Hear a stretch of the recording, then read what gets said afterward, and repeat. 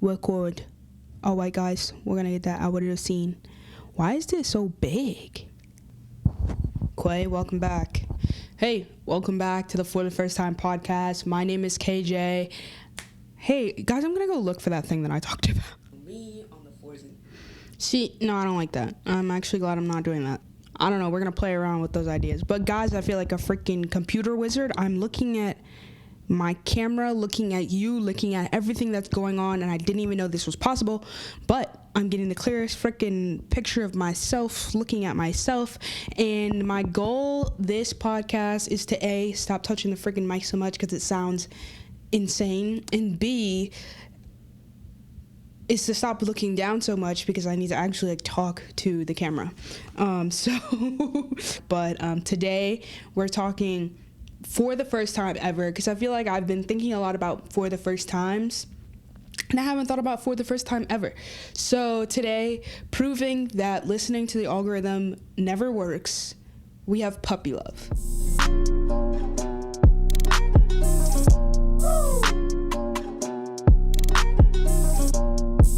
All right. Of course, starting with the summary, after a disastrous first date, Nicole and Max vow to lose each other's numbers until their dogs find a love match. Hilariously mismatched, Nicole and Max are forced to become responsible co-parents, but end up finding love themselves. Okay? If I was in the boardroom and I had a dog, hey, I'd run it too. That's so cute. Our dogs fell in love, so we fall in love. Like, this is just a dog parent's fantasy right here. And as someone who doesn't own a dog, I guess it was cute. My kind of thing was like, I'll get into it. But this came out in the good year of 2023, so very recent. You see where I'm reaching towards? Like, it's and by ad supported, I mean I watched an ad every 5 minutes, and I'm not gonna be. No, I know. Listen to me. Listen. If we come into the metasphere of like we are the product, like it's only a handful ads to consider you're getting a whole movie out of it, and like movies aren't cheap per se. Even the crappiest movies are not cheap. Even the movies that look like they had no production value have like at least $100 in production value. You know, have at least some cost that has to get fed by ads, so to speak, right? And then the actors, like, they pay these people to be in these crap movies. They have to make something back off of it, so they pay it with ad space. Valid. Also say, it was a little bit more than a handful of ads in this Freevee. Like Hulu, even though we pay for it, has a pretty good number of ads. This was like if you're watching a Hulu episode and it had double the amount of ads. So like in a normal, like I'm watching Glee, expect an episode on Glee. I'm watching Glee for the first time, and I forgot that Hulu puts an ad in like maybe every 15 minutes. So like if it's a 40-minute, like, you know, we're running at least 4 or 5 ads. And so in this entire movie, I probably watched 15 ads. I guess that's the cost you pay for free. And I just blacked the ads out. Like, I don't remember what ads I saw. So if you're going to go watch this movie, just be aware that it's on Freevee, which is the Wish version of Amazon Prime, which is already the Wish version of Netflix. So just wake up, people. So I have a lot more thoughts on Freevee, but this isn't a video at Freevee. It's about puppy love, so let's get back to that. The directors are Nick Fabiano and Richard Allen Reed, and I can clearly see that I did a lot of research on these people and left a lot of blank spaces, so I can give you only so much. But Nick Fabiano did a couple of TV shows, series, videos, commercials, but his first real movie... Oh, but this is his kind of like directorial debut, low key. He does a lot of like dog content, like dog ads and stuff. So this is him getting that prime premiere paycheck. Like, shout out to my boy. And then we have Richard Allen Reed, who did My Fake Boyfriend, which is that new movie on Hulu. Oh, no. My Fake Boyfriend. It's an Amazon Prime movie with Dylan Sprouse, and then One Up, which is also an Amazon Prime movie with Ruby Rose. So this is kind of like, this is his genre. Like, if we're talking, like, how good are the creators of this movie at making these types of movies? Like, they are pros. This is their bread and butter, okay? So let's get into the IMDb score, and let me go ahead and quickly pull up the tomato meter, which I don't have high hopes for, but I just don't have in my notes here. Puppy Love, Rotten Tomatoes. The IMDb score was a 6.5, which is like almost shocking because this movie wasn't a 6.5.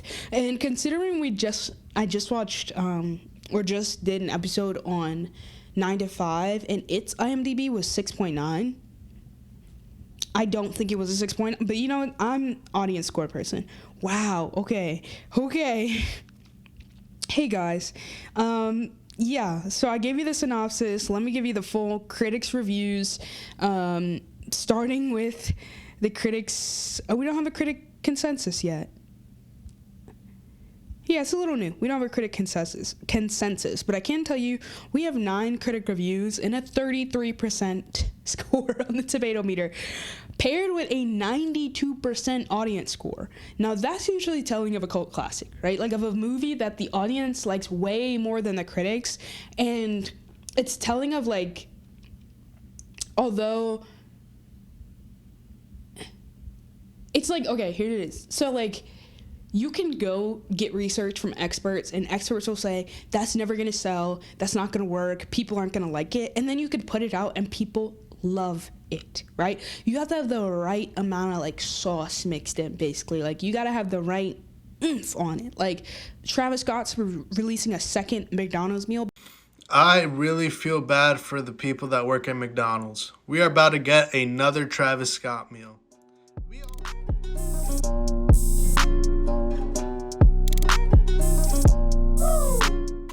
Because his first did so well, and the first one and all of the subsequent others were all just like what the celebrity would order at the restaurant. So like the Travis Scott meal was just what would Travis Scott order at McDonald's. The new one, if I'm not seeing fake news, if it's actually coming out, is like Travis curated, like designed with McDonald's. So like it's more Travis's brand on McDonald's, right? So like this movie is kind of like the Travis Scott meal of like, it's just what you would get if you put famous stars in a plot like this. Like it was the movie you would get. It's not too spectacular, it's not too terrible, but it's not like this is Lucy Hale or Grant Gustin's, like this isn't their, like, you know, this movie wasn't made for them. It was made and then they got cast type of thing. So speaking of like dipping into characters, this movie is Lucy Hale and Grant Gustin. That's the bread and butter. Hey, that's what keeps the whole sandwich together, right? Peanut butter and jelly, honestly. And I would not have paired them as love interests, but it actually kind of works, especially the characters that they play. So let me hurry up and read the critic reviews, and then we can talk about their characters. But it's a good, healthy mix of rotten and regular here. So I'm just gonna jump right in.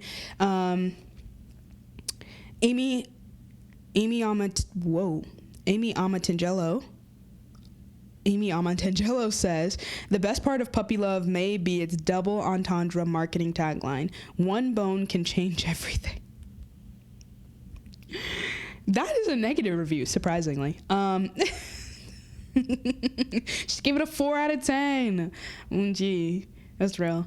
Josh Bell says, the plot meanders through various unfunny set pieces with minimal obstacles to an inevitable coupling. C-. Hey Josh, that's what we want. We want love to seem easy, to seem approachable, to seem like it just makes sense. Of course, after their dogs fall in love and have a baby, they're gonna fall in love. Our dogs are in love. We have no choice. We have to be in love too. That's how we're fantasy. Okay, every single, and when I say every, I mean capital E, crisp R, every single romance film is fantasy. I don't care, like, how close it is relative.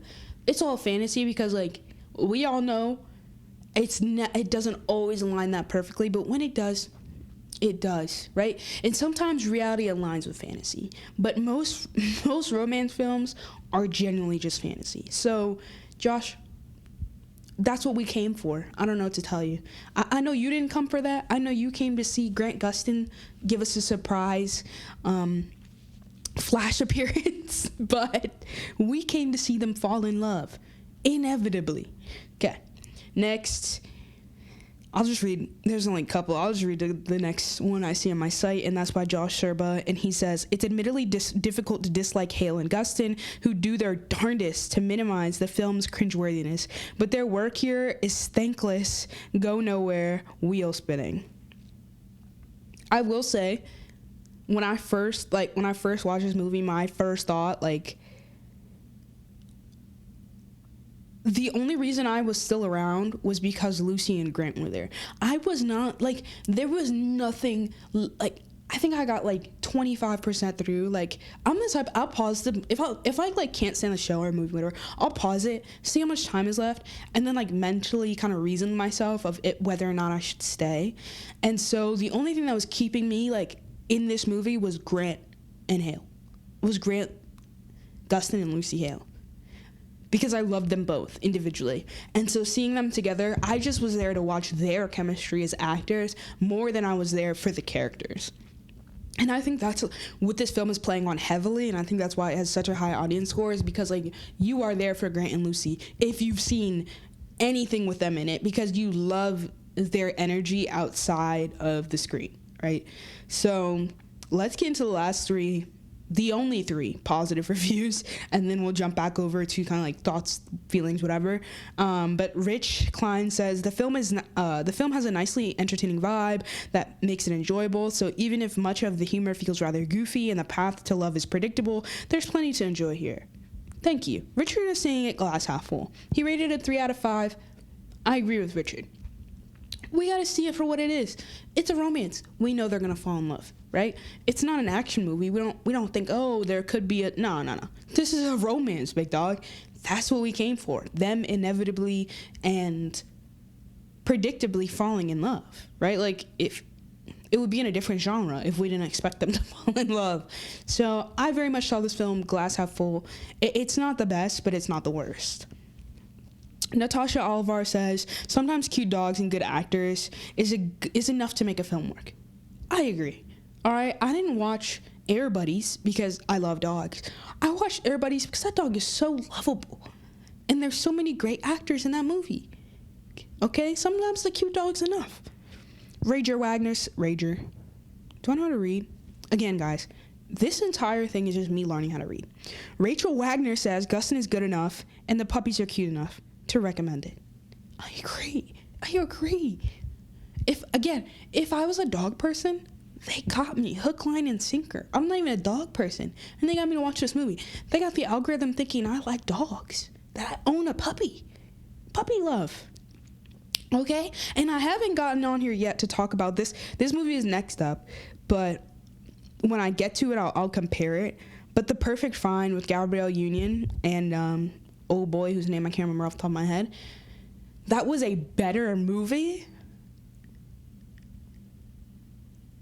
But again, we're talking Netflix big dog versus Freevee, right? We're talking like crazy high production value versus Freevee, right? Like, these people are worth a lot, but Freevee doesn't have, we can only expect so much out of an ad, what is it called? An ad-supported video on-demand streaming service, right? We pay Netflix to make good movies, right? So when they come out with a movie, they're thinking only of the customer, of like, yo, if we don't make a good movie, like, they didn't pay us. We didn't pay, what?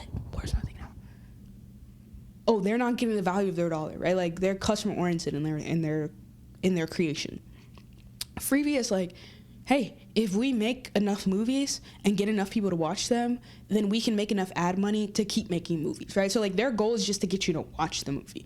So they're going to put in the most gimmicky, simple, easy, whatever, with the biggest characters they can afford, because they just want you to watch the movie so you watch the ads. Again, though, I completely blacked out the ads, and I did enjoy the movie. So it's like, it's high risk, it's low risk, high reward, honestly, because, like, you could jump in and be like, the risk is like, hey, you hate the movie, you turn it off, right? Like, you hate the movie, you don't keep watching. No one is holding you hostage. Once you start a movie, even in theaters, once you start a movie, you don't have to stay. Now, if you want to quote unquote the value of your dollar, you might stay, but because Freevee is free as heck, you don't have to, like, no one is holding. I get into so many situations with people who are like, oh, I watched this terrible movie. Why'd you finish it? No one said you had to finish it. Like, I don't... Somebody was there, like, holding you... Nah, bro. Like, be so freaking for real. But yeah, so we have Lucy Hale playing Nicole, Grant Gustin playing Max, and then Nora Davis playing Sid, and Christine Lane playing Shay. Again, when I was taking down the characters, I'm a real, if they're not in a core story, I don't remember them type of person, unless they, like, ate, munch, chewed on their role. But I think our good core four here, they did what they had to do. It was kind of the classic situation, too, of, like, two main characters and two adjacent best friends both giving them advice about the main, like, it's the life we all live, but, like, I don't know, to me that was the most boring part. Okay, if the film was, like, boring for any reason, it was because it had, like, the classic, like, main character best friend tropes, and, like, the best friends weren't even that good at giving advice, and, like, I wish there was a little bit more story to grasp to, but I knew where we were going. And the characters of Grant and Lucy were just like I really like Lucy's character, and Grant's character really fit him, but I don't know if I really liked Grant's character per se. And then the two best friends, I just didn't like their characters overall. So it was kind of, for that, it was a little tight. It was a little, okay, I get it. That's why, like, the storyline, 3, like, it's getting like a 2, like a 1 or a 2. But the characters, the acting, I give it closer to a 4. Like, they really did what they could with the limited script that they had. But let's talk themes.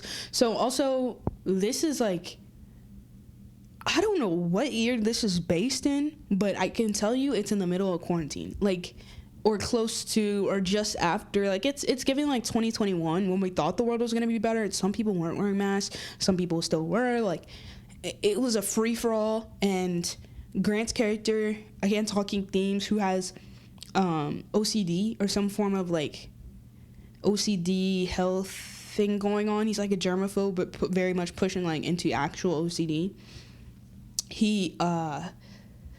He's very, like, oh my god, everything is dirty, which everything is still dirty, and yeah, just remember that. Like, COVID, there's new strains every day. COVID, I think you guys forgot that COVID, I say you guys, I'm speaking to the general body of folk who thought COVID is coming back. Hey, it never left. I think you guys forgot that, like, I hate when people say, oh, when the pandemic, when you mean during quarantine. When you were talking about the very specific time between March of 2020 and, like, let's say August of 2020, when we all, like, forcibly had to be in our homes, yeah, that's what you're talking about, like, back in the pandemic. No. We are in an epidemic, if you're unfamiliar. It's grown large enough and spread far enough that I believe COVID is now an epidemic. Don't quote me. I'll put in the fact check right here. Hey.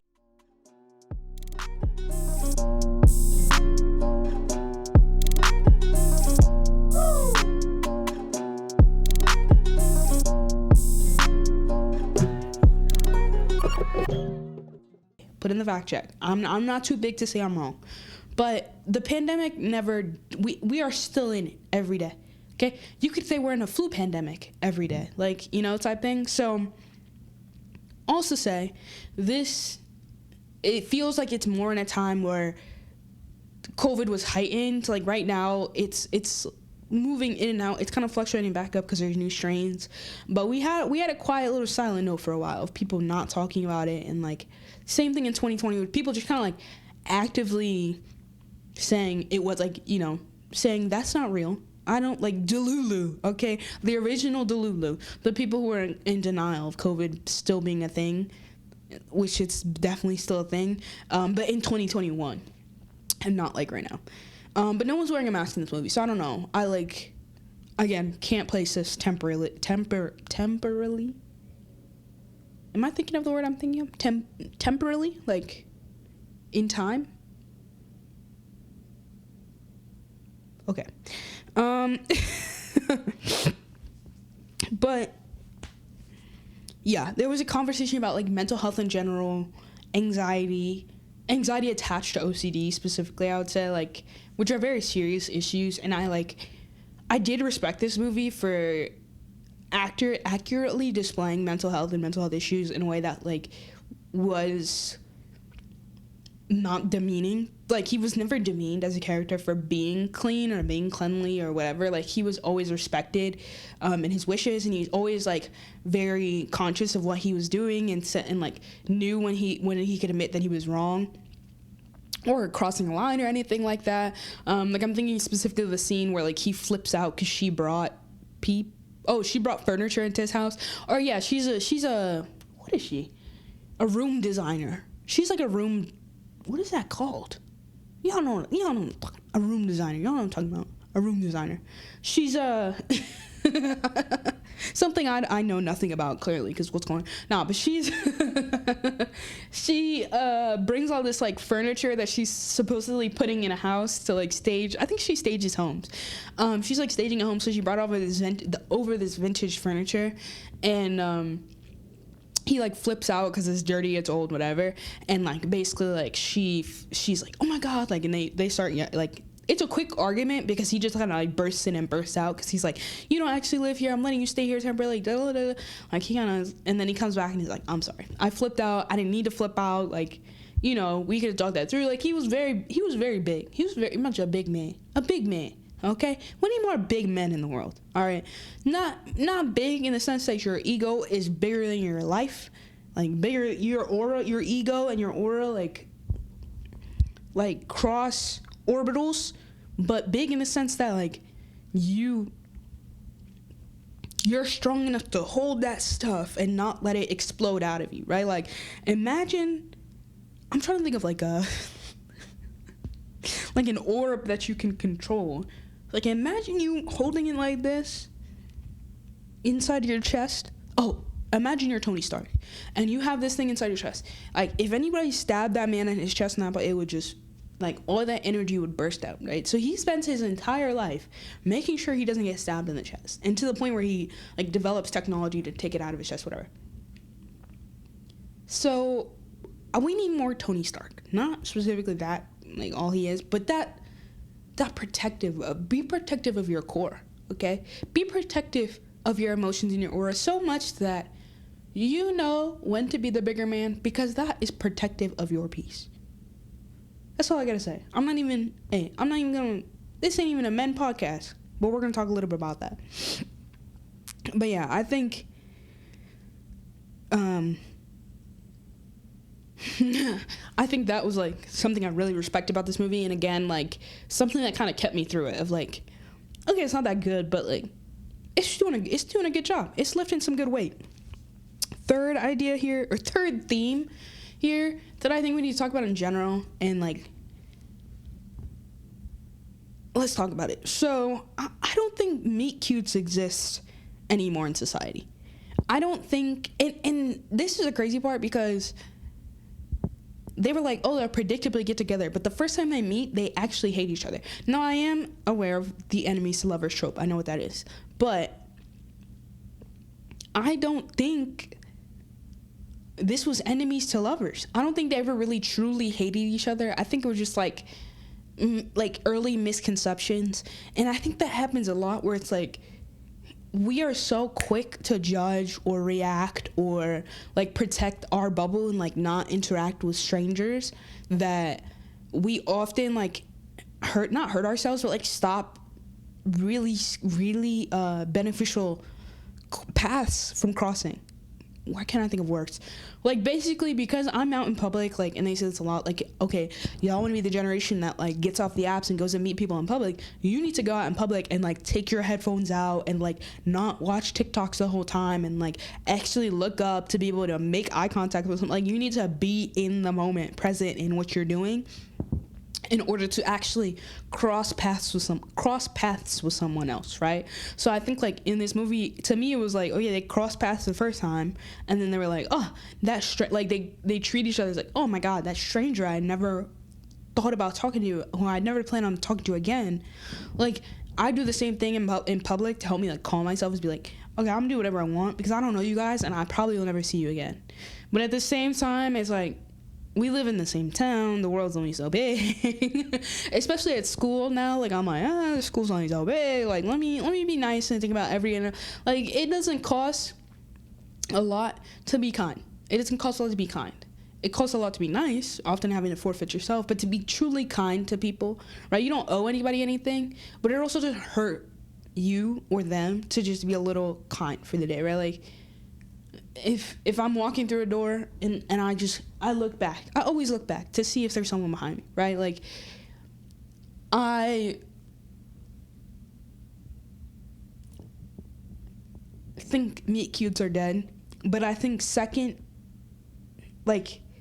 the second chances, the second interaction, the I met you, but I'm going to meet you again. Like, I met you, but now I'm going to meet who you are. Like, you know, that second turn, that's where the relationships are going to start thriving, right? Because that first instance, we're so all chronically online that first time we meet someone, we treat it like an online interaction of, like, basically yay or nay in the first 10 seconds.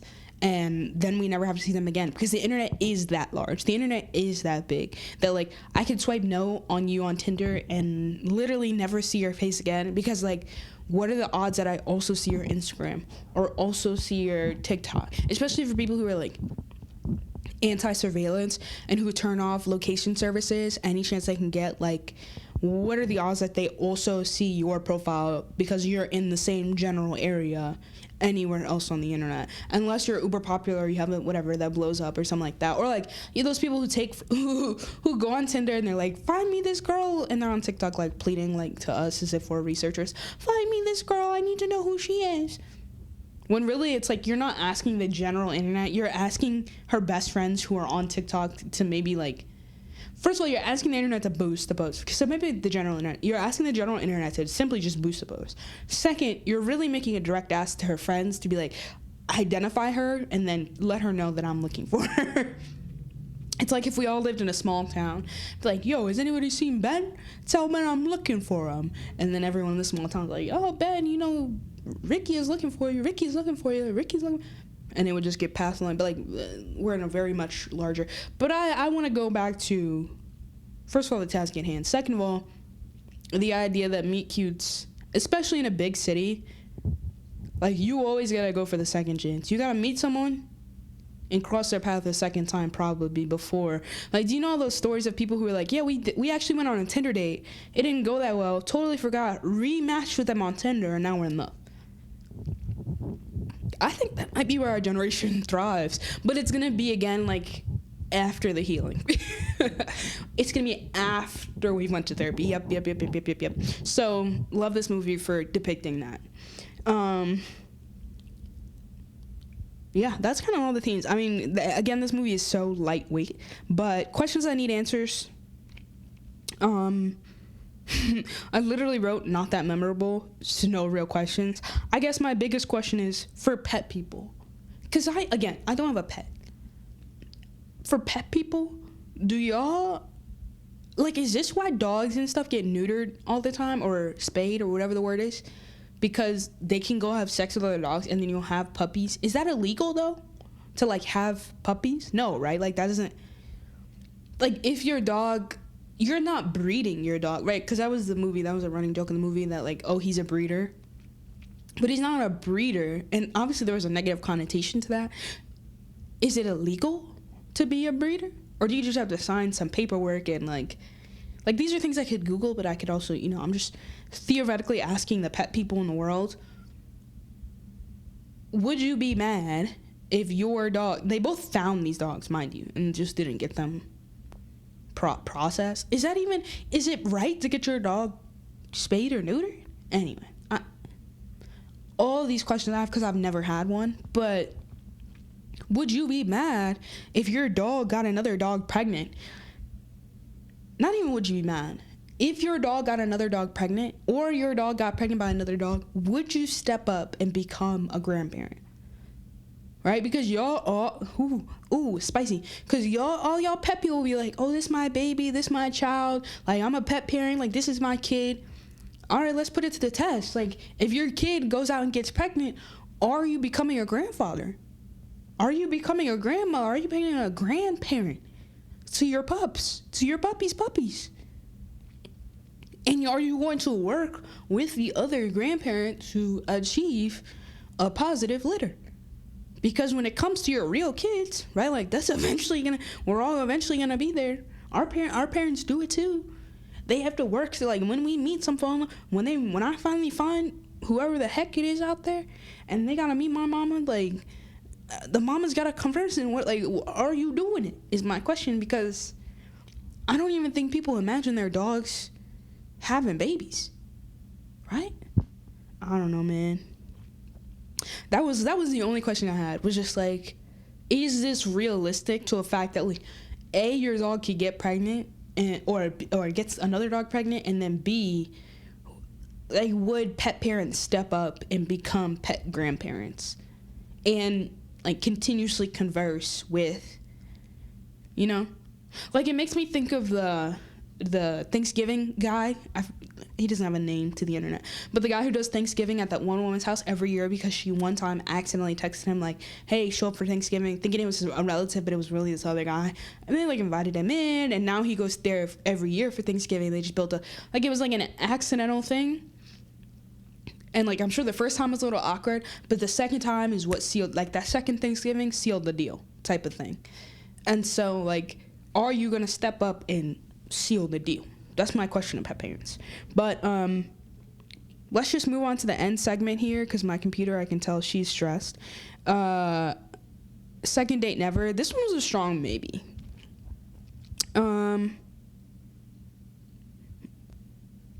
Like, the next date would have to be in public, because we would have seen this in their home. I would not have, and I know I said this about Freevee, that it's pretty okay, but I probably, like, if this didn't have Lucy, Hale, and Grant Austin on the cover, I would have never played this Freevee video in my home, nor would I go on the Freevee app looking for content.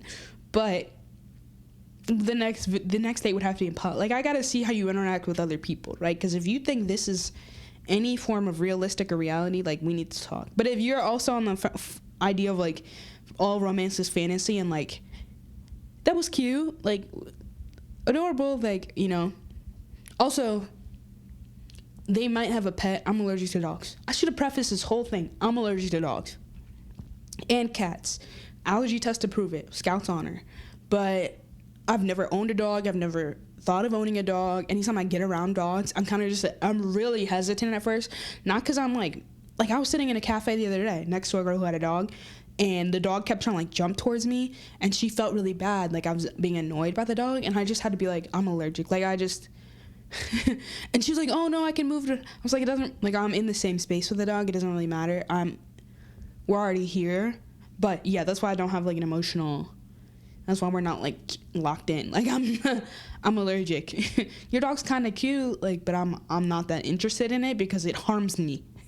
Not by its own advantage, not by its own intention. But yeah, all I can say is I started it for Grant and Lucy, and I ended it for Grant and Lucy.